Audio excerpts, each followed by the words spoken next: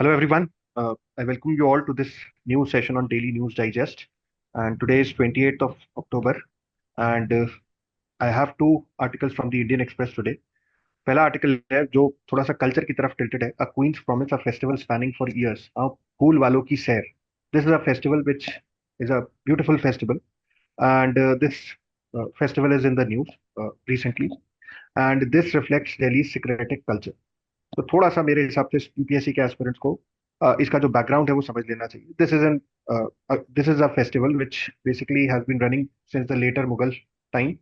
And there is a story behind it that there was a prince who basically had been exiled, and his mother Mumtaz Mahal Begum made a vow. Once her son returned, she would walk barefoot from the Red Fort to Qutbuddin Bakhtiar Kaki's Dargah in Mehrauli to offer her gratitude. And her prayers were answered and the queen decided to keep her promise. तो यहाँ पे एक keyword और मिलता है, कुतुबुद्दीन बख्तियार काकी. When we read Sufi saints, he is one among those prominent Sufi saints which we come across. तो इनका नाम इंपॉर्टेंट हो जाता है कल्चर के पॉइंट ऑफ व्यू से. फिर इसके अलावा अ, यहाँ पे जो सैर है गुल फरोशा या फूल वालों की Sair as the festival basically is known. I think आप यहाँ पे थोड़ा सा जान सकते हैं कि ये कैसे होता है. बिकॉज इस साल जो दिल्ली की चीफ मिनिस्टर हैं she also became a part of it. And the festival has gained a lot of traction. फिर एक इसमें यहाँ पे 1942 में लिखा है कि during the quit India movement the British stop this particular festival.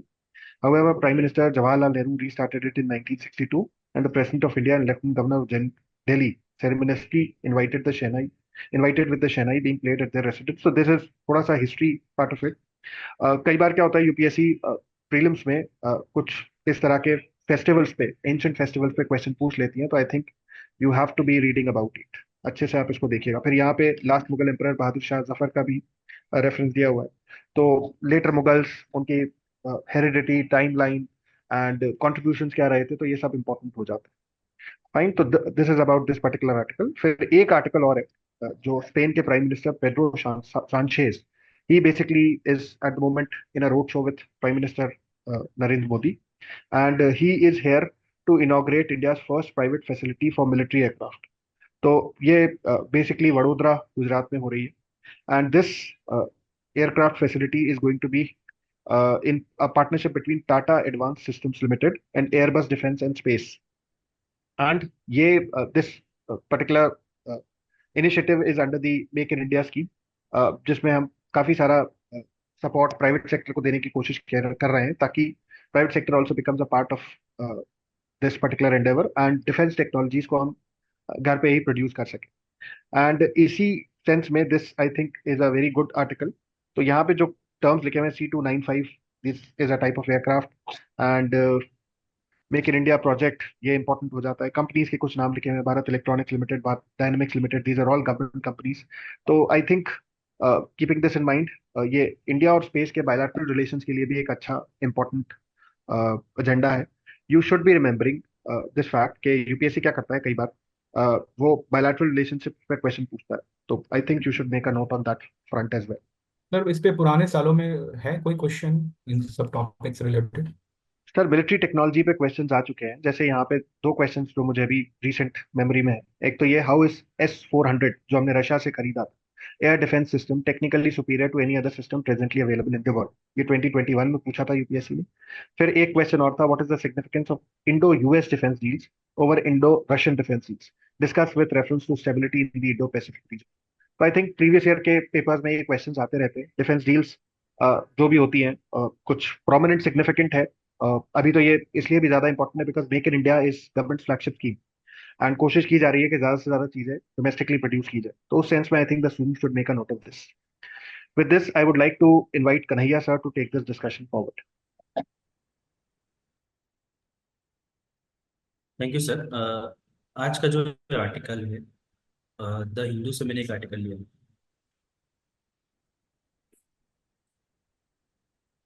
Consequence है, the private sector holds the key to India's e bus push. तो ये electric vehicles, electric public transport की बात कर रहा है इसमें। इसमें एक इम्पॉर्टेंट स्कीम है जो गवर्नमेंट ने रिसेंटली अप्रूव की है, PM electric drive innovative vehicle investment, PM E drive. तो जो फंड प्रोवाइड कर रही है इलेक्ट्रिक व्हीकल्स के लिए, इसमें जो डिस्कस किया गया है मेन इशू वो है कि डिफरेंस बिटवीन द फंड्स और the support government support provided to the public sector who are running electric buses और इलेक्ट्रिक ट्रांसपोर्ट सिस्टम और दी प्राइवेट सेक्टर, तो दोनों में क्या डिफरेंस है। इसमें यहाँ देखा गया है कि ज़्यादातर जो सपोर्ट दिया जाता है वो पब्लिक सेक्टर को दिया जाता है। This is an important move that strengthens the public transport sector shift to EVs electric vehicles, but the private bus operators are left out of this subsidy frame, which raises concern about the potential to scale electric mobility beyond state run buses। इसमें इसके अलावा यहाँ पर data भी दे रखा है कि as you can see कि जो अभी तक डिप्लॉयमेंट है इलेक्ट्रिक बसेस का thus far has been driven by the public sector, which was supported by financial subsidies under this FAME scheme, which is faster adoption and manufacturing of hybrid और electric vehicles। तो इस scheme के under में support जो दिया जाता था वो भी पब्लिक सेक्टर बस रन जो करते हैं पब्लिक सेक्टर में उन्हीं को दिया जाता था, despite the fact that the private buses representing 93% of the buses in India. तो ये भी एक इम्पॉर्टेंट फैक्टर है जो ये डाटा स्टूडेंट्स को नोट डाउन करना चाहिए in India, that but they are not yet included in any major national scheme or a special incentive program। तो ये एक पर्टिकुलर इशू है जो आर्टिकल डिस्कस करता है कि private sector despite the fact that they are representing around more than 90% of the buses in India. Public sector के जो फ्लीट है उसमें buses number of buses public transport वो कम है as compared to private sector. कुछ ही private sectors हैं जो सपोर्ट ले पा रहे हैं, तो वो एक इशू है यहाँ पर। At the same time there are some financial hurdles for the private sector. For example यहाँ पर मेंशन है higher perceived risk return profile, high upfront cost and low perceived resale value of the electric buses as a collateral have made financing a challenge. Uncertainty regarding battery life increases this risk. तो ये कुछ issues हैं जो student को note down करने चाहिए, यहाँ पर मेंशन है। ये एक इम्पॉर्टेंट हर्डल्स है प्राइवेट इसको रन करने के लिए, और ये किस स्टडी का पार्ट है ये भी इम्पोर्टेंट है, international council on clean transportation की स्टडी, उसमें ये पाया गया। कुछ हर्डल्स और यहाँ पर मेंशन है कि high interest and loan instalment cost, ये भी एक इम्पॉर्टेंट हर्डल है फाइनेंशियली वायबल बनाने के लिए इलेक्ट्रिक व्हीकल्स को। और ड्यूरेशन ऑफ लोन पीरियड ये भी एक इशू है, इसके कारण ये अडॉप्ट नहीं कर पा रहा है प्राइवेट सेक्टर अभी तक। फॉर एग्जाम्पल यहाँ पर एक डाटा दे रखा है कि 40% of the intercity trips fall within the 250 kilometre to 300 kilometre range that current electric buses models can cover on a single charge. So these operations are well suited for the electric bus deployment. So intercity transport जो ज्यादातर देखा गया private sector के under में run करता है, और with in 200 और 200 टू 300 किलोमीटर रेंज हम अच्छे से उसको यूटिलाइज कर सकते हैं इलेक्ट्रिक व्हीकल्स को। बट कुछ इश्यूज और हैं यहाँ पर जो इम्पोर्टेंट इशू है, वो है कि चार्जिंग इंफ्रास्ट्रक्चर जो यहाँ पर मेंशन है। तो ये भी एक इम्पॉर्टेंट इशू है। अच्छा, इसमें चार्जिंग इंफ्रास्ट्रक्चर बनाने के कुछ चैलेंजेस हैं कि ये इतने कम क्यों हैं, because of this economic viability हम बोल सकते हैं इसमें। इसमें जैसे बताया गया कि there is high cost of land lease rental, तो ये भी इम्पैक्ट करता है इसको चार्जिंग स्टेशन की इकोनॉमिक वाइबिलिटी को।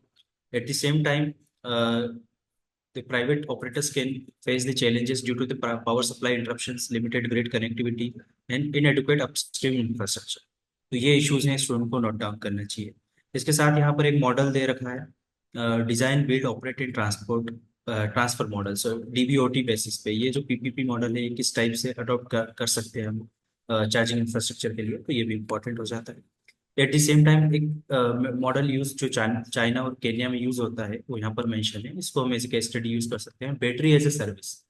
तो इसमें जनरली होता क्या है कि the cost of electric buses it could reduce the high upfront cost of electric buses bye separating the battery ownership from the vehicle ownership. दोनों की ओनरशिप अलग होती है, तो उस हिसाब से इसको लिंक किया जा सकता है। At the same time last में आप देखोगे यहाँ पर वे फॉरवर्ड दे रखा है, तो ये भी इम्पोर्टेंट हो जाता है इस पर्टिकुलर केस के पर्सपेक्टिव। इस सर आर्टिकल में ये हम देखें तो पहले जी सर। ये जो पीएम ड्राइव स्कीम है या फेम स्कीम है, ये एग्जैक्टली किस मिनिस्ट्री के अंदर आ रहा था? यस सर, जो जैसे फॉर एग्जांपल ये फेम स्कीम है, ये sir ministry of heavy industries के अंडर में आता है। इसमें जनरली कंफ्यूजन रहता है कि ये रिन्यूएबल एनर्जी वाली इंडस्ट्री में मिनिस्ट्री के अंडर में नहीं आता है, मिनिस्ट्री ऑफ हेवी इंडस्ट्रीज के अंडर में ये स्कीम आता है, स्टूडेंट को याद रखना चाहिए। Eight the same time sir कुछ क्वेश्चंस जो हैं स्टूडेंट को ध्यान रखना है कि इलेक्ट्रिक व्हीकल्स के अडॉप्शन पे क्वेश्चंस पहले भी आ चुके हैं। For example you can see here 2023 के GS3 का क्वेश्चन है, the adoption of electric vehicles is rapidly growing world wide. How do electric vehicles contribute to reducing carbon emissions, and what are the key benefits they offer compared to this traditional combustion engine vehicles? तो at the same time इस article को देखें तो हम public transport पे पूछा जा सकता है कि how electric buses can reduce the emission, how they can reduce the dependency on the fossil fuels। तो ये इस टाइप के क्वेश्चंस यहाँ पर बन सकता है। So this was from my side. Now I will invite Ganesh sir to continue the discussion. हाँ, थैंक यू सर। आज मेरे तरफ से भी कुछ आर्टिकल्स हैं जो कि इम्पोर्टेंट है एग्जाम के पॉइंट ऑफ व्यू से। जो पहला आर्टिकल जो मैं मैसेज करना चाहूंगा, that is about the intoxicants. तो अभी क्या हुआ, रिसेंटली सुप्रीम कोर्ट की 9 जज कॉन्स्टिट्यूशन बेंच ने एक रूलिंग दी, and this ruling stated that the states have the authority to regulate the industrial alcohol. अब ये जो रूलिंग है वो ये काफी इंपॉर्टेंट है, बिकॉज 1990 के अंदर सुप्रीम कोर्ट ने ये कहा था, एक केस था, उसका नाम था synthetic and chemical limited versus state of Uttar Pradesh, 1989 का केस। अब इस केस में सुप्रीम कोर्ट ने कहा था जो इंडस्ट्रियल अल्कोहल है that can be regulated by the central government. Now this recent case has reverse the verdict of the last case, ठीक है। एम नाउ अच्छा, मैंने यहाँ पे एक वर्ड यूज किया है कॉन्स्टिट्यूशन बेंच, यहाँ पे लिखा हुआ है 9 bench has clarified the scope of the entry act, ठीक है। अब what is the constitution bench? Basically a constitution bench consist of 5 और मोर जजेस इन द सुप्रीम कोर्ट। ये रेगुलर फेनोमेना नहीं है। ये कॉन्स्टिट्यूशन बेंच तब बनती है जब कोई स्पेसिफिक लीगल मैटर हो। आर्टिकल 145 जो कॉन्स्टिट्यूशन का, उससे ड्राइव करता है आपकी power. Now here you should know more about the industrial alcohol. What is industrial alcohol? Industrial alcohol basically it is an essential impure alcohol that is used for industrial solvents. इसके कई applications है, like perfumes में है, cosmetics में है, pharmaceuticals में, etc. तो पहले जो सुप्रीम कोर्ट ने वर्डिक्ट दिया था उसमें जो डेफिनेशन थी अल्कोहलिक अल्कोहल की, वो काफी नैरो थी। और इस जो रिसेंट जजमेंट है उसमें इन्होंने जो डेफिनेशन है उसको काफी एक्सपेंड कर दिया है। सुप्रीम सेंटर ने कहा था, जब आर्गुमेंट्स हुए तो सेंटर गवर्नमेंट ने ये कहा कि इंडस्ट्रियल अल्कोहल इंडस्ट्री का पार्ट है, और industry entry 52 of the central list में आता है, ठीक है। अब जब क्योंकि सेंट्रल लिस्ट के अंदर इंडस्ट्री आता है तो सिर्फ सेंट्रल गवर्नमेंट ही इस पे रेगुलेट कर सकती है, इस पे कानून बना सकती है। बट स्टेट गवर्नमेंट ने कहा नहीं, इंटॉक्सिकेंट अल्कोहल और any intoxicant come under the entry 8 of the state list. तो बेसिकली जो टॉपिक है ना, ये फेडरलिज्म और कोऑपरेटिव फेडरलिज्म से रिलेटेड है। देखिए फेडरलिज्म क्या होता है ये आपको जानने की जरूरत है। Basically federalism is about the sharing of the power between the state and the centre. कि जितनी भी पावर्स हैं, जितनी भी सब्जेक्ट रिलेटेड पावर है, हमने उसको 3 लिस्ट में डिवाइड कर दिया है, जिसका नाम है central list, state list, concurrent list, और एक और लिस्ट होती है उसका नाम है रेसिड्यूरी लिस्ट, ठीक है। तो सेंटर ये कह रहा है कि ये एंट्री 52 में आता है हमारे सेंट्रल लिस्ट के, और स्टेट कह रहा है नहीं ये एंट्री 8 में आएगा, और सेंटर ने ये भी कहा कि नहीं नहीं नहीं ये एंट्री 33 में आएगा कॉन्क्लूडेंट लिस्ट में। बिकॉज एंट्री 33 ये कहता है कि for any trade, commerce, supply and distribution of any industrial alcohol could be done only through the centre और बाय द स्टेट। तो अब सेंटर और स्टेट में हमेशा सेंटर का कानून प्रिवेल करेगा, ठीक है। सो खैर इस केस के अंदर 8 जजेस ने फेवर किया स्टेट्स को, that state can only regulate the industrial alcohol because now the Supreme Court had widened the scope of the industrial alcohol, and एक dissent भी था यहाँ पे। यहाँ पे एक कानून मेंशन है that the Industries and Development and Regulation Act 1951, इसके बारे में भी जरूर पड़ेगा। ये क्या कौन सा एक्ट है, इसके क्या एडवांटेजेस एंड डिसएडवांटेजेस है। अच्छा, now you also need to know that what is the importance of taxing alcohol for the state. The first reason that why the states want to tax the alcohol is the revenue generation. तो basically ये एक बहुत vital source है revenue generation का। For example Karnataka के अंदर at least 20% जितना total revenue आता है वो अल्कोहल से आता है। Second, it also will provide the financial dependency to the states. For example Maharashtra और केरला के अंदर जो एक एक्सरसाइज का जो टोटल रेवेन्यू जनरेट होता है 30 से 40%, वो सिर्फ अल्कोहल से आता है। And also, alcohol taxes could be used to fund the essential public services, including the healthcare and the education. Okay, so need to know more about the industrial alcohol. That's it in this topic. Now, I like to invite Gaurav sir to take the decision forward. Thank you. Thank you, sir. So there is one article to be discussed from today's edition of Indian Express. This is a very interesting article, and this is about the patents law in India. So it is about the patent evergreening. तो उससे पहले कुछ चीजें दिए हुए हैं, तो we will discuss that. First of all, like here it is mentioned like Global Innovation Index, in which India, like a 20 latest index, India is ranked 39. Previous year में इंडिया का रैंक 40 था, इस बार 39 आया. So who releases this index? WIPO. So WIPO releases this index. So this index becomes important for you, like Prem's point of view.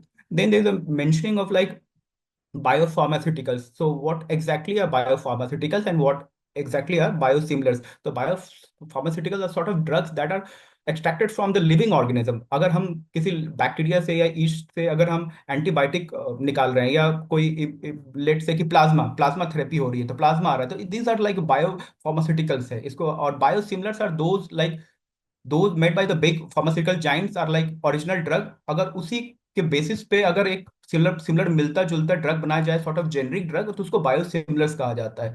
तो this is the basic difference between the bio pharmaceutical and biosimilars. Okay, so moving to like, since like India is a big big sort of nation और population ज्यादा है, तो एक health की भी need ज्यादा, तो so we need a sort of what we can say affordable sort of health need हमारे ये है. तो सिंस दीज जो एक नोबल ड्रग्स होते हैं, cost are very high, so India is like driving a sort of generic medicine के लिए, बायोसिमिलर्स के लिए एक पूरा इकोसिस्टम इंडिया में डेवलप हुआ है. And we are like providing through this, we are providing sort of affordable health to all, not only in India but worldwide also.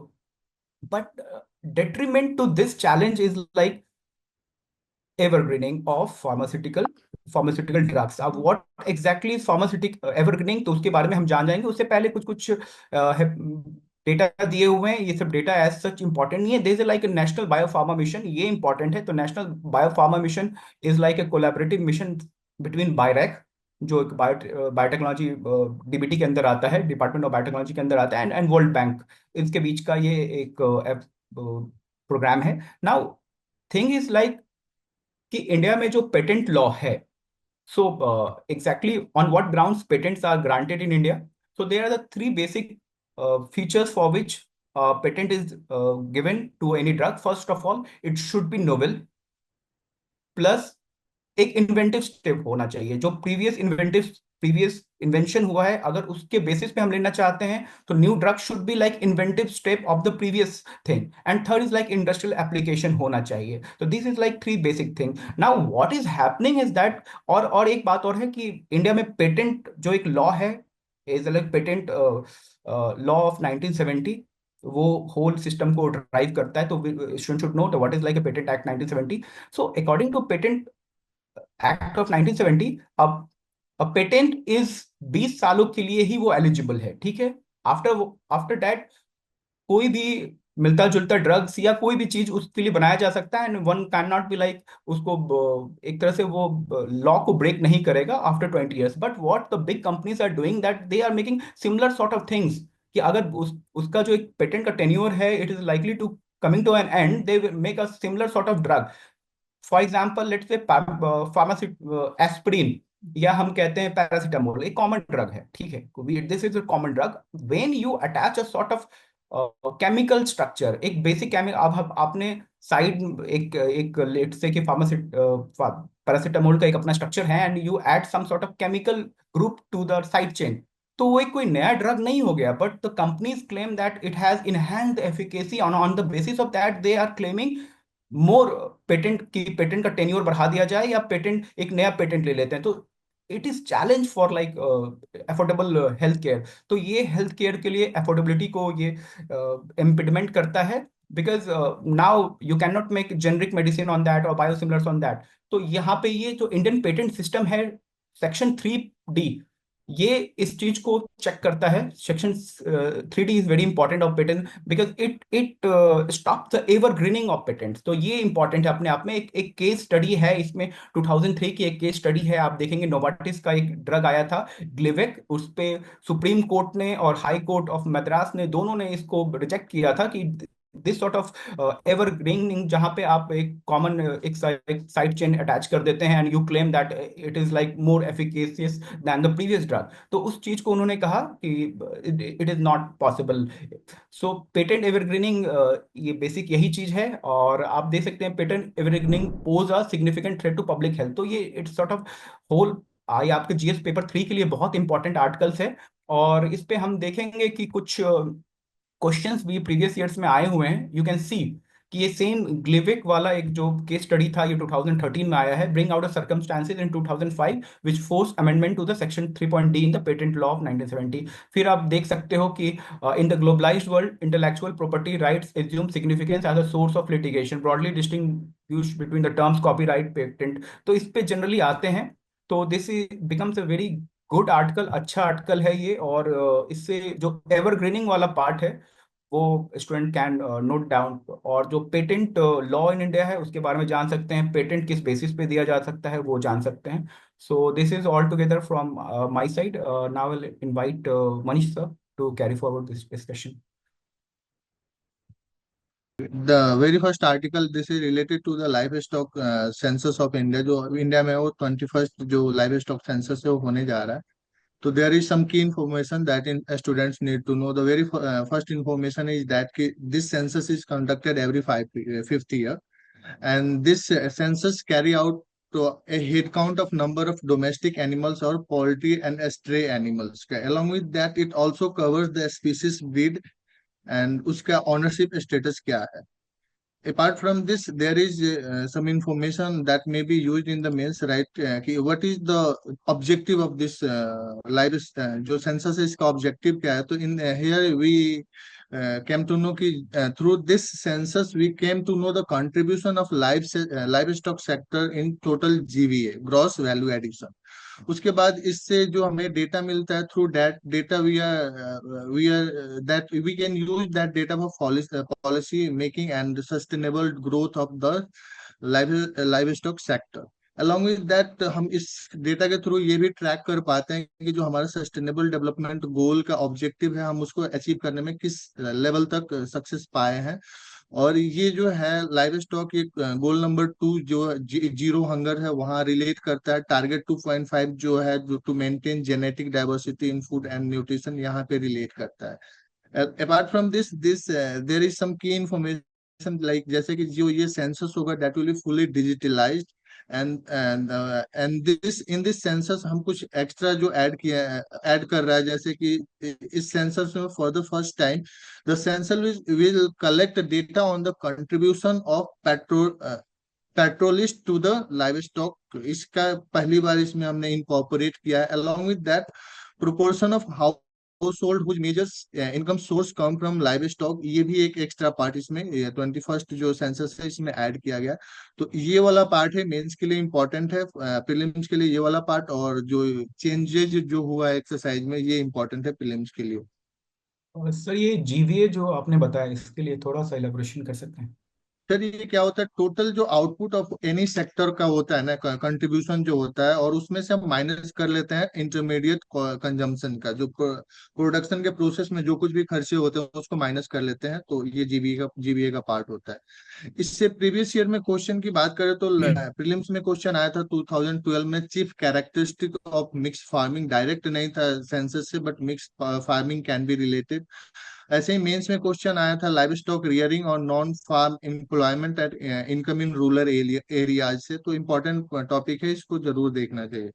दूसरा आर्टिकल है it's talking about the draft amendment to bill propose concept of emergency arbitration. तो ये बात कर रहा है draft amendment and constitutional amendment bill 2024 का, जिसको डिपार्टमेंट ऑफ लीगल अफेयर्स ने पब्लिक कमेंट के लिए पब्लिक किया हुआ है.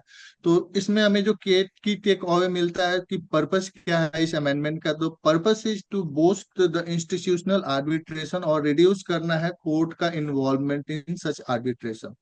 दूसरा ये है कि इसमें जो नया कॉन्सेप्ट इमरजेंसी आर्बिट्रेशन का आया है, तो ये एक्चुअली होता क्या है? तो ये प्रोवाइड करता है to provide for appointment of emergency arbitrator prior to the constitution of an arbitral tribunal. तो ये तीन बेसिक टेक अवे है इस आर्टिकल का। पहला कि पर्पस क्या है, और दूसरा इमरजेंसी आर्बिट्रेशन होता क्या है। So this is all from my side, and with this, I would like to conclude today's session. Thank you all.